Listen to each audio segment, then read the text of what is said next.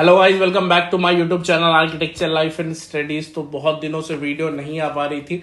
मैं regular videos नहीं upload कर पा रहा था क्योंकि मेरी भी तबीयत थोड़ी सी खराब थी और जो बच्चे थे वो भी सीबीएसई के एंट्रेंस एग्जाम में बिजी थे। लेकिन आफ्टर 13th मतलब आज के बाद से आपका सीबीएसई का जो बोर्ड है, जिनके 12th है, उनका भी मतलब एग्जाम जो है वो ओवर हो चुका है। तो हमारे पास 20 से 25 दिन है अभी जेई मेन पेपर 2 के लिए। और अगर इस 25 दिन को अगर हम अच्छे तरीके से प्रिपेयर करते हैं तो मैं आपको गारंटी देता हूं आपको बहुत अच्छे नंबर आएंगे। इवन आप अच्छे कॉलेजेस में एडमिशन भी ले लोगे अगर सीरियस होकर के आपने इस 25 दिन को अच्छे तरीके से कवर किया तो। आज की वीडियो में हम अब बात करेंगे ड्राइंग सेशन के बारे में कि ड्राइंग में बेसिकली आपको कौन कौन से टॉपिक्स पढ़ने होंगे, ड्राइंग की प्रिपरेशन आप कैसे कर सकते हो, पिछले कई साल से किस टाइप के क्वेश्चंस पूछे जाते हैं ड्राइंग में, और कौन से टॉपिक से आपको कौन सा जो टाइप ऑफ क्वेश्चन है वो सॉल्व होगा। तो ये सारी चीजें आज हम बात करेंगे अपनी इस वीडियो में। आवाज में थोड़ी सी दिक्कत हो सकती है क्योंकि मैं अभी तक उतना ठीक नहीं हो पाया हूं, मेरी तबीयत उतनी ठीक नहीं हो पाई है।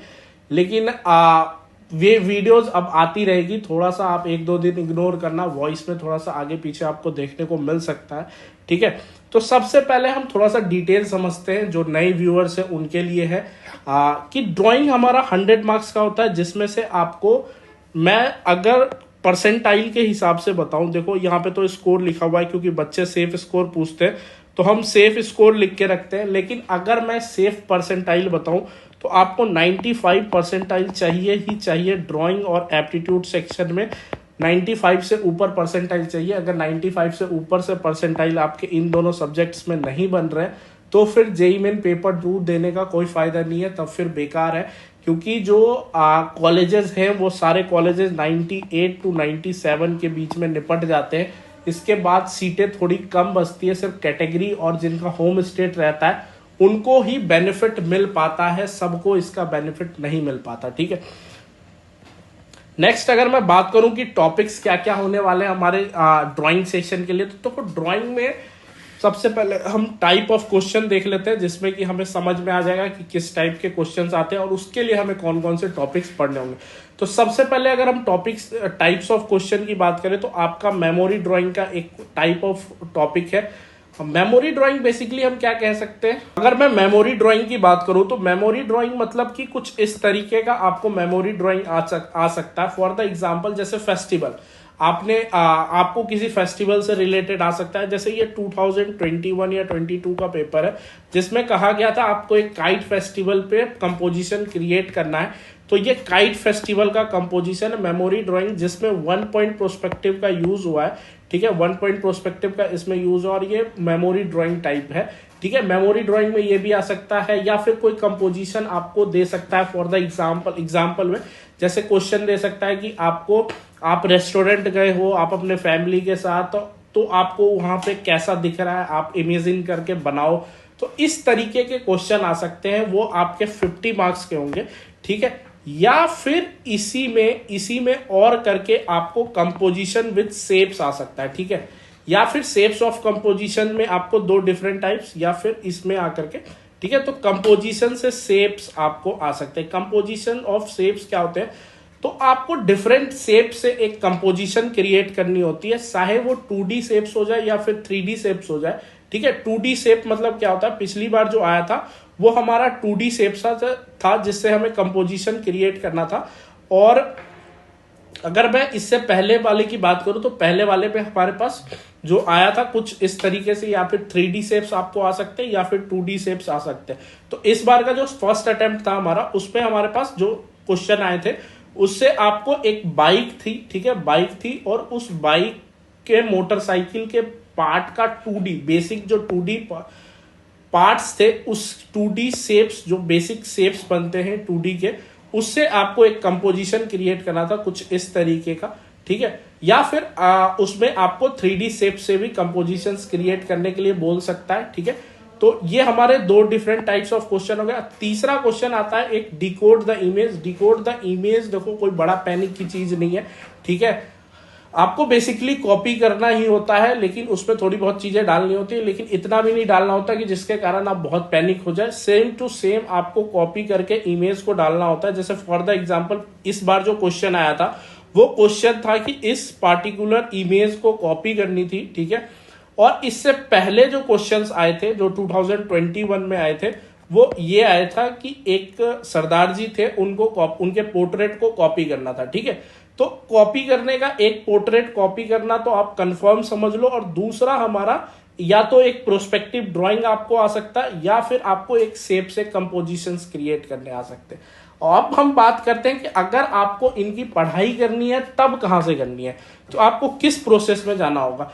तो सबसे पहले अगर मैं ड्राइंग की बात करूं तो आप 1 पॉइंट प्रोस्पेक्टिव और 2 पॉइंट प्रोस्पेक्टिव अच्छे तरीके से सीख लो। मतलब 1 पॉइंट इंटीरियर, 2 पॉइंट इंटीरियर और एक्सटीरियर आप अच्छे से सीख लो। इंटीरियर और एक्सटीरियर का मतलब क्या होता है? इंटीरियर मतलब जो घर के अंदर हो, जो 4 दीवारी के अंदर हो, ठीक है। ये हो गया हमारा 1 पॉइंट, ठीक है, इंटीरियर। ये आपके सारे वॉल्स हो गए जो 4 दीवारी के अंदर हो, जो इंटीरियर हो, इंटीरियर फॉर्म करना सीख लो। और 1 point exterior, for the example this one is 1 point exterior, 1 point से बना हुआ एक्सटीरियर का है, ठीक है। तो इसमें काइट वाइट बनाना तो हर कोई बना सकता है, लेकिन एक्सटीरियर आपको सीखना पड़ेगा कि 1 पॉइंट का एक्सटीरियर कैसे बनता है, ठीक है।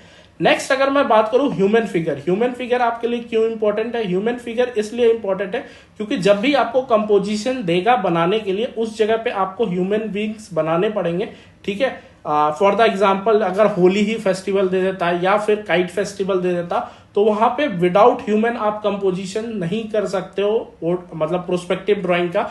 तो उस जगह पे आपको ह्यूमन फिगर सीखना पड़ेगा, ठीक है। ह्यूमन फिगर, और ह्यूमन फिगर का जो आप अगर सीखते हो तो वो आपके पोर्ट्रेट में भी आपका हेल्प करेगा, ठीक है। तो ह्यूमन फिगर सीखना आपके लिए बहुत इंपॉर्टेंट है, ठीक है। नेक्स्ट अगर मैं बात करूं, नेक्स्ट जो हमारा टॉपिक है वो है कंपोजिशन। आप जब ये सारी चीजें सीख लेते हो ऊपर वाली 1 पॉइंट इंटीरियर, जैसे मैंने 1 पॉइंट इंटीरियर एक्सटीरियर सीख लिया, ह्यूमन फिगर सीख लिया, ठीक है। तो अगर आपने ये सारी चीजें सीख ली है तो देन फिर आप ये ह्यूमन फिगर लगा करके एक 4-5 कंपोजिशन की प्रैक्टिस करना सीखो। सिर्फ अलग अलग इन सब चीजों को नहीं सीखना। जब आपने सीख लिया है तो देन फिर इनको मर्ज करके सीखना। फॉर द एग्जांपल आप अपने घर में बैठ करके चाय पी रहे हो अपने फादर के साथ, ठीक है। फादर लोग बैठे हुए, सबको अपने फैमिली मेंबर्स बैठे हुए, और वहां पे आप भी बैठे हुए, तो वो एक इंटीरियर हो गया, ठीक है। हमारे घर रूम का इंटीरियर हो गया। इंटीरियर में सोफा वोफा लगा हुआ है, सोफे पे ह्यूमन फिगर ऐड करो। तो उस तरीके का आप पहले कंपोजिशन क्रिएट करो, ठीक है। विद द, जैसे फॉर द एग्जांपल यहाँ पे है, आपको देख सकते हैं एक प्रोस्पेक्टिव ड्राइंग बनाने के लिए, मतलब प्रोस्पेक्टिव ड्राइंग बनाने के लिए सबसे पहले प्रोस्पेक्टिव चाहिए। आप 1 पॉइंट का करो, 2 पॉइंट का करो, आपके ऊपर है। उसके बाद आपको ह्यूमन फिगर चाहिए, ठीक है। ह्यूमन फिगर हमारा हो गया। देन फिर हमें लैंडस्केप थोड़ा बहुत चाहिए, मतलब ट्रीज वगैरह चाहिए। तो यही चीज है आपका ये कंपोजिशन क्रिएट करना, पोर्ट्रेट का कंपोजिशन। अब अगर हम बात करें, सॉरी, प्रोस्पेक्टिव का कंपोजिशन क्रिएट करना, अब बात करते हैं शेप से कंपोजिशन। शेप से कंपोजिशन जब आप क्रिएट करते हो तो उसमें थोड़ी सी चीजें आ जाती है। फॉर द एग्जाम्पल कॉन्सेप्ट आ जाता है। कॉन्सेप्ट क्या होता है? जैसे एग्जाम्पल के लिए मैं आपको यहाँ पे थोड़ा सा समझा देता हूँ, आप कॉन्सेप्ट समझ में आ जाओगे। ऐसे तो क्वेश्चन में लिखा रहता है कॉन्सेप्ट वगैरह। देखो कॉन्सेप्ट कैसे लिखा रहता है, या तो आपको कलर बता दिया जाएगा कि आपको कौन सा कलर यूज करना है, ठीक है। तो वैसे भी कॉन्सेप्ट हो सकता है कि आपको पहले ही बता दिया जाएगा कि आपको कौन सा कलर स्कीम यूज करना है, कूल कलर यूज करना है, वार्म कलर यूज करना है। तो इस तरीके से कलर स्कीम बता करके भी कॉन्सेप्ट बताया जा सकता है। या फिर अगर कुछ नहीं किया है तो आप किसी भी चीज से इंस्पायर होकर के इसे बनाओ। जिस तरीके से ये एग्जाम्पल मेरे स्टूडेंट ने बनाया कि इसने रोबोट से इंस्पायर होकर के इस कंपोजिशन को क्रिएट किया है, ठीक है। तो आपको इस तरीके से किसी कॉन्सेप्ट से इंस्पायर होकर के अपने ड्राइंग को करना होगा। फॉर द एग्जाम्पल यहाँ पे देखो, ये जो फॉर द एग्जाम्पल जो पिछला क्वेश्चन था उसमें कहा गया था कि आप मोटरसाइकिल की 2D बेसिक पार्ट्स जो होते हैं, 2D बेसिक पार्ट्स जो ये हमारे बेसिक 2D शेप्स होते हैं, इनसे आपको कंपोजिशन क्रिएट करना था। तो मेरे स्टूडेंट्स ने या फिर कुछ बच्चों ने, और मेरा भी कहना है कि आप एज अ कॉन्सेप्ट यूज करो। जैसे इस तरीके से कॉन्सेप्ट यूज किया गया था एज अ रोबोट, ठीक है। और बेसिक शेप्स के यूज से यहाँ पे जो हमारे बेसिक शेप्स थे उससे कंपोजिशन क्रिएट किया गया था। इससे क्या होगा, तो जो भी पेपर आपकी चेक कर रहा है वो आपको ज्यादा मार्क्स ही देगा, ठीक है। और नेक्स्ट जो हमारा आ जाता है portrait for copy paste. Portrait मतलब आप कॉपी पेस्ट करने की थोड़ी कोशिश करो। जब आप शुरू में सबसे पहले कॉपी करने बैठोगे तो आपको थोड़ा सा टाइम लगेगा, आपको मे बी 1 घंटा लग सकता है या फिर 1 घंटे 30 मिनट लग सकता है। तो अगर आप 20 दिन, अभी हमारे पास है 20-25 दिन है, अगर हम डेली थोड़ा थोड़ा प्रैक्टिस करें और डेली अपना 5 मिनट्स भी रिड्यूस करते हैं तो ये हमारे लिए बहुत बेनिफिट होगा और हमारा जो स्कोर है वो बढ़ता जाएगा। ठीक है, तो कोशिश कीजिए कि आप जितना हो सके उतना पोर्ट्रेट का प्रैक्टिस कीजिए और अपना स्टॉप वॉच लगा के कीजिए, जिससे कि आपके पास पेपर में एक लिमिटेड टाइम है 3 आवर का, उसके अंदर ही आपको ये सारी चीजें करनी है। तो आप इसको ले जाकर के 30 मिनट्स टू 45 मिनट्स के अंदर में लाइए, जिससे कि आप इजीली तरीके से पोर्ट्रेट कॉपी करना, मतलब कॉपी एट द टाइम सीख जाओ। ठीक है, इसे कॉपी करना है कोई बड़ी बात नहीं है, कॉपी करना हर किसी को आता है। ठीक है, थोड़ा सा आपको इसमें ध्यान देना पड़ेगा और ये परफेक्टली आपका कॉपी हो जाएगा। ठीक है, बाकी चैनल को सब्सक्राइब करके रखना और बेल आइकन के साथ रखना। अगली वीडियो में मैं एप्टीट्यूड सेक्शन के बारे में बात करूंगा, जो नए अपडेट्स आए हैं कुछ टॉपिक्स के एप्टीट्यूड सेक्शन में जो कि हमारे फर्स्ट अटेम्प्ट में आए थे, उसके रिगार्डिंग भी और कुछ ऐसे क्वेश्चंस भी मैं आपको दिखाऊंगा जो इस बार आए थे, बच्चों को नहीं हो पाया था। तो मैं थोड़ा बहुत समझाने की भी कोशिश करूंगा जिससे कि आपको बेनिफिट हो। जैसे फॉर द एग्जांपल रेशियो वाले जो क्वेश्चन आए थे उसमें बहुत बच्चों को दिक्कत है, तो वो भी मैं आपको समझा दूंगा कि कैसे रेशियो वाले क्वेश्चन सॉल्व करते हैं। ठीक है, तो कैसे ट्रायंगल्स काउंट करते हैं, तो वो सारी चीजें हैं कुछ बच्चों को नहीं मतलब हो पा रहा है। तो मैं कोशिश करूंगा विथ वीडियो मैं उन सारे क्वेश्चंस को आपको सॉल्व करके बताऊं कि उसको सॉल्व करने का तरीका कैसे होता है। ठीक है, बाकी अगर कोई स्टूडेंट हमारा जेईई मेन पेपर 2 का कोर्स लेना चाहता है तो ले सकता है, क्योंकि 1 से 2 दिन तक लास्ट हम एडमिशन लेने वाले हैं। ठीक है, 2 दिन के बाद कोई एडमिशन नहीं लेने वाला हूं मैं 15 मार्च के बाद, क्योंकि मैं उसके बाद उन्हें कोई मतलब मैं ये नहीं करा सकता, मैं उनकी क्लासेस फिर से नहीं ले सकता और रिकॉर्डेड वीडियो से मुझे पता है कोई बच्चा पढ़ नहीं पाता। ठीक है, तो 15 मार्च के बाद मैं जेईई मेन के कोर्सेज को एंड कर दूंगा। ठीक है, जेईई मेन के किसी भी नए एडमिशन नहीं लूंगा मैं, अगर डेट्स आगे बढ़ती है तभी जाकर के लूंगा, अगर डेट्स आगे नहीं बढ़ती है जेईई मेन की तब मैं एडमिशन नहीं लूंगा। मतलब लास्ट डेट ऑफ एडमिशन जो मेरा जेईई मेन के कोर्स का होगा वो होगा 15 मार्च। 15 मार्च के बाद मैं कोर्स में किसी को एडमिशन नहीं ले रहा हूँ।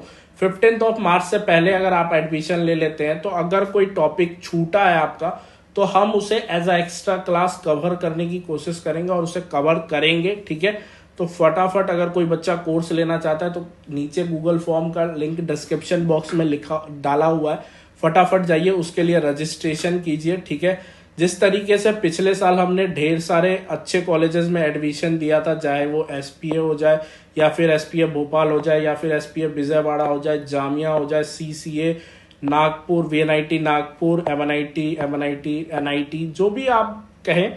ठीक है, जितने भी अच्छे कॉलेजेस हैं जिसमें मैंने एडमिशन दिया था, अगली बार भी कोशिश करूंगा आपके साथ भी उसी तरीके से मेहनत करके हम अच्छे कॉलेज में जाए। बाकी मेरे चैनल को सब्सक्राइब कीजिएगा और बेल आइकन के साथ कीजिएगा, आगे जो भी अपडेट्स होगी नाटा जेईई के रिगार्डिंग मैं आपको अवेलेबल कर दूंगा।